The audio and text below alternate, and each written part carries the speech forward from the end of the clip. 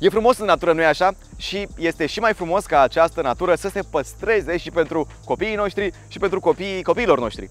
Ca să se păstreze cât mai mult și ca și ei la rândul lor să se bucure de iarba verde de care ne bucurăm noi, ai putea să iei în considerare să conduci o mașină un pic mai curată.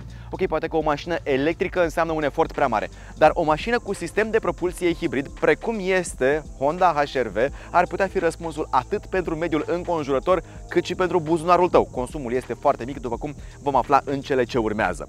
Numele meu este Adi Dima, vă urez bun venit aici pe autovid.ro și vă invit să vă abonați pentru a fi cât mai mulți în comentarii, să discutăm despre toate mașinile noi, dar și cele rulate, despre care putem să discutăm aici pe autovid.ro. Și acum, hai să vedem care-i treaba cu HR-V Facelift.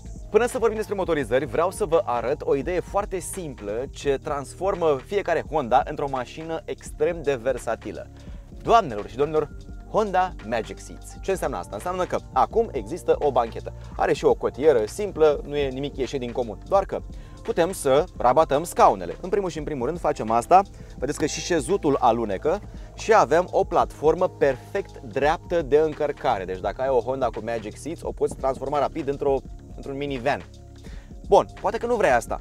Poate că vrei poate ai un cățel mai mare și nu vrei să stea aici să murdărească bancheta. Simplu, Honda Magic Seats îți permite să ridici șezutul astfel că iubitul tău patruped poate să stea aici pe jos. Și dacă șezutul nu stă, trebuie doar să faci asta. Și acum l-ai blocat în loc. Genialitatea Honda Magic Seats. Consumul. Aceasta este principala valoare după care te ghidezi dacă vrei sau nu o mașină cu sistem de propulsie hibrid. Pentru că te gândești, oare merită să dau mai mulți bani pe achiziția mașinii pentru ca mai apoi să salvezi bani pe carburant? E bine, din punctul meu de vedere, chestia asta merită, pentru că nu sunt doar banii pe care îi salvezi pe carburant, mai sunt și alte câteva beneficii cu parcarea, de exemplu, în București. Și din punctul meu de vedere, având în vedere cât de aglomerat este orașul, e bine că poți parca pe locurile albastre fără să dai vreun ban, pentru că este o mașină cu sistem de propulsie hibrid. De asemenea, taxele, pentru că în curând impozitele auto vor ține nu doar de cilindrea mașinii, ci și de norma de poluare și atunci din nou te vei bucura că ai o mașină cu sistem de propulsie hibrid. Deci sunt mai multe, să zic așa, sunt mai mulți factori care te-ar împinge să-ți iei o mașină cu sistem de propulsie hibrid. Dar de ce să-ți iei o Honda cu sistem de propulsie hibrid? E bine, sistemul eHEV se numește, cel de la Honda, să nu ca un strănut așa. Sistemul acesta e destul de interesant pentru că nu este un hibrid, e un hibrid mai atipic.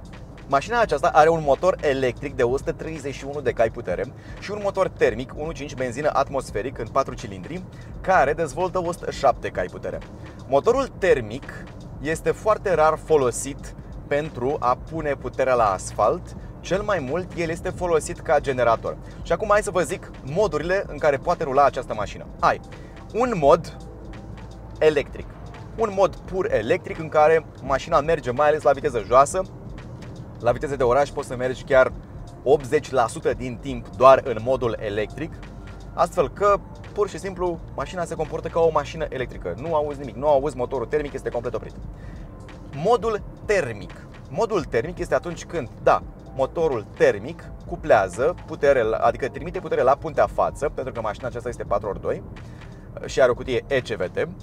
Motorul termic trimite putere la puntea față și astfel când mașina trebuie să susțină o viteză medie constantă, utilizează motorul termic, pentru că acesta la, să zicem, 80 la oră nu consumă foarte mult carburant și în același timp ajută mașina într-o rulare foarte lină, exact cum facem noi acum. Bun. Modul hibrid. În modul hibrid, motorul termic acționează ca generator pentru bateria în care se stochează curent electric. De acolo pleacă curent electric către motorul electric care pune în funcțiune puntea față. Deplasarea efectivă se face tot cu motorul electric, dar motorul termic generează curent pentru motorul electric. Evident, ai și o modalitate, de fapt mai multe modalități de a introduce apoi niște curent în baterie. În primul și în primul rând ai un mod B. Acesta îți asigură cel mai înalt nivel de frânare regenerativă. Iată, acum de exemplu sunt în drive, nu în modul B, și dacă iau piciorul de pe accelerație, mașina alunecă frumos înainte și nu pierde foarte multă viteză. Dar acum pentru că urmează să fim pe o coborâre, aș cupla un pic modul B, mașina o să frâneze un pic mai mult, dar pentru că suntem pe coborâre, eu zic că o să-și păstreze inerția, iată. Frânează, încetinim destul de mult, dar acum intră mai mult curent electric în baterie. Dar dacă această frânare regenerativă este prea puternică pentru tine, partea bună este că HRV-ul vine și cu padele. Asta înseamnă că, de exemplu, acum când poate văd că la 150 de metri s-a făcut roșu la un semafor, nu vreau să o pun în B pentru că atunci ar încetini prea mult mașina, vreau să încetinească și mai puțin de atât, dar vreau să cupleze frânarea regenerativă ca mai apoi să introduc niște curent electric în baterie. Pentru asta am padelele și pot așa să cuplez un nivel, 2, 3. Deci pe 3 niveluri eu pot să cuplez frânarea regenerativă a acestei mașini. Cât de puternică vreau eu să fie, oricât de mult aș cupla-o din padele, nu va fi la fel de puternică ca atunci când pun mașina în B. Deci, dacă vrei să frânezi doar puțin, dacă vrei să cuplezi doar puțin frânarea regenerativă, de exemplu când ești în oraș, atunci vei folosi padelele. Dacă ești pe o coborâre mai lungă, vei folosi modul B. Și pentru că tot veni vorba de rulat în oraș, e foarte important când ai o mașină cu cutie automată să ai și auto-hold. Slavă cerului, mașina noastră are și auto-hold, doar că la Honda se numește brake hold. Asta înseamnă că atunci când te oprești la un semafor, nu trebuie să stai cu piciorul pe frână dacă ești în drive, pentru ca mașina să stea pe loc. Poți pur și simplu să apeși pe acest buton, rămâi în drive, te-ai oprit la semafor, mașina stă și ea pe loc, chiar dacă tu nu ai piciorul pe frână. Când accelerezi, mașina pleacă de pe loc și tu îți vezi în continuare de drumul tău. Consumul este bun, în cazul de față 5,2 litri la 100 de kilometri și vă zic, am făcut tot posibilul pentru că am mers 90% în oraș cu mașina aceasta. Am făcut tot posibilul să o fac să consume mai mult. 5,2. Consumul este foarte bun. Dar acum suntem la drum întins și hai să încercăm o chestie. Hai să încetinim până la 50 de km pe oră și apoi să accelerăm până la limita de 100 de km pe oră. Acum suntem la 50, 3, 2 și acum 80, 100. Am făcut acest test pentru ca tu să-ți dai seama dacă mașina aceasta ți se pare sau nu cam gălăgioasă. Nu știu cât o să auziți pe microfon.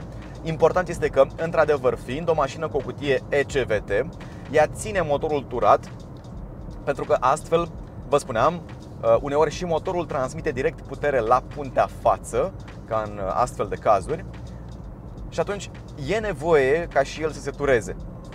Doar că dacă ați mai condus până acum mașini cu cutii CVT sau ECVT, veți ști că ele au acest manierism, pur și simplu motorul se turează și rămâne turat acolo până când tu iei piciorul de pe accelerație. Pe unii enervează chestia asta, pe mine nu mă enervează, dar trebuie să știți că mașina aceasta nici nu este, să zic așa, cine știe ce rapidă, în jur de 10,5-11 secunde de la 0 până la 100. Bun, 10 secunde și jumătate până la 100 nu e cine știe ce performanță, dar nu ți iei mașina asta pentru a face performanță pe 0-100, atunci să spunem că ți-o iei pentru confort. Ei bine, să știți că e o mașină destul de confortabilă, ba chiar acum la facelift, japonezii au mai lucrat puțin la amortizoare și, într-adevăr, se transmit și mai puține vibrații în habitaclu. Oricum, HRV-ul a fost de la început o mașină destul de confortabilă, acum este un pic și mai confortabilă. Direcția nu e chiar acea direcție Honda care e extrem de precisă, dar nici nu e foarte departe. Are acolo o urmă din ADN-ul sportiv Honda. Totuși, per total, nu este o mașină sportivă. Deci dacă asta îți dorești, nu alege un HRV. 38.650 de euro costă mașina aceasta cu cel mai înalt nivel de echipare, după ce se aplică reducerea oferită de Honda de 1.250 de euro din prețul total de 39.900 de euro. Dragi prieteni, n-am mai zis de mult asta, dar am prezis că aceste vremuri vor reveni. Suntem din nou în acele vremuri în care producătorii auto acordă reduceri la achiziție. De ce? Pentru că, ce să vezi, după toată perioada cu COVID-ul, când toată lumea era disperată să-și cumpere mașini, acum deja nu mai e nimeni într-o disperare să-și cumpere mașini, stocurile auto sunt la locul lor, așa că, da, se acordă din nou reduceri. Dacă vreți să vă luați mașini, începe să fie o perioadă din ce în ce mai bună pentru acest lucru, deși, din păcate, acum puțin timp, acum mai puțin de o săptămână, am fost informați că programul Rabla din România a fost suspendat din cauza crizei economice în care ne aflăm. Lăsând la o parte aceste probleme cu programul Rabla, să știți că producătorii auto vor face tot posibilul să vă atragă în showroom-uri cu aceste reduceri. Așa că rămâneți cu ochii în patru pentru reduceri, pentru că ele vor începe să fie din ce în ce mai dese. Prețul de plecare este 32.850 de euro, cu o reducere de 1.500 de euro deja aplicată. Zic preț de plecare pentru că HR-V-ul și în general mașinile japoneze sau asiatice vin foarte bine echipate încă din variantele de bază. Așa că dacă nu vrei acest plafon panoramic, nu e trapă panoramică, e doar plafon, deci nu se deschide. Dacă vrei acest plafon panoramic, da, ia-ți varianta asta cea mai scumpă, care v-am spus, 38.000. Dar dacă nu vrei așa ceva, undeva la 32.000 sau chiar între, vei găsi un nivel de echipare adecvat nevoilor tale. Cam acesta a fost review-ul cu noua Honda HR-V Facelift, care are schimbări minore, câteva lucruri redesenate pe la interior, la fel și la exterior, mici detalii, dar în principiu a rămas același crossover care de afară pare mai mic, dar din interior oferă mai mult spațiu decât te aștepți. Versatilitatea specifică Honda este prezentă și aici, îmi plac Magic Seat foarte mult. Vă zic sincer că dacă aș vrea pur și simplu o mașină onestă și aș fi un tânăr familist cu poate un copil sau chiar un copil și încă unul pe drum, tot aș alege HR-V-ul, pentru că dacă aș vrea un crossover, pentru că este o mașină foarte ușor de folosit în viața de zi cu zi. Din nou, nu e vreo sportivă, nu are cine știe ce performanțe, dar în oraș consumul este bun și nu-ți dă nici cea mai mică bătaie de cap. E o Honda până la urmă. Vă mulțumesc foarte mult pentru prezență, vă invit să ne urmăriți aici pe autovid.ro pentru că ne ajută foarte mult și ne vedem în clipul următor. La revedere!